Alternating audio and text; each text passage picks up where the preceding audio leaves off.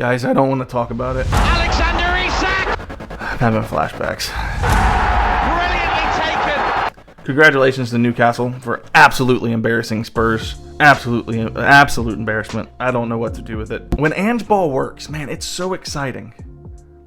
When Ange Ball works, it's so exciting. And that's what I've kind of come to expect throughout this season, is attacking football, high possession, beautiful. I mean, I knew that we were vulnerable defensively sometimes. Van der Ven needs new boots. Good defender. He's a solid defender, and twice he's on the ground in very important situations. All right, they told me. Everybody told me when I announced that I had become a Spurs fan. Everybody told me that this is kind of something to experience. And I got to tell you this. I wouldn't change it for a thing. That's how I know this is my club, because it hurt. Like, I felt it. I felt it right here. Yeah. That's how I know that this is real. Like, I felt it to my core. It's a very familiar feeling to me, because that's how I experience American football too. My team always looking like they're exciting. When they're playing right, they're exciting. And then when it comes time for these clutch moments, these important moments, they cut you right to the heart. And that's exactly how it felt.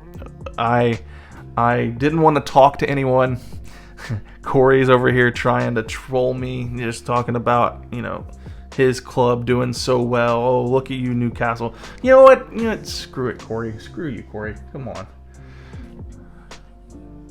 It's so frustrating, because this is the way he experiences his sports, because his teams are always dominant. He's an Alabama Crimson Tide fan here in American football, and they win the national championship all the time. They beat my team in the national championship the first year I was watching American football.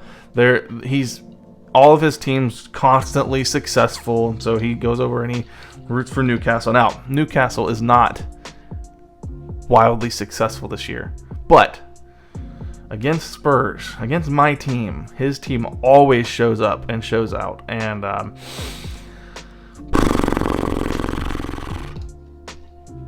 was tough. That was a tough one. And it makes it, what's compounding and what makes it even worse is the fact that we really needed a win. We really needed a win to really kind of put distance between us and Villa in that fourth position.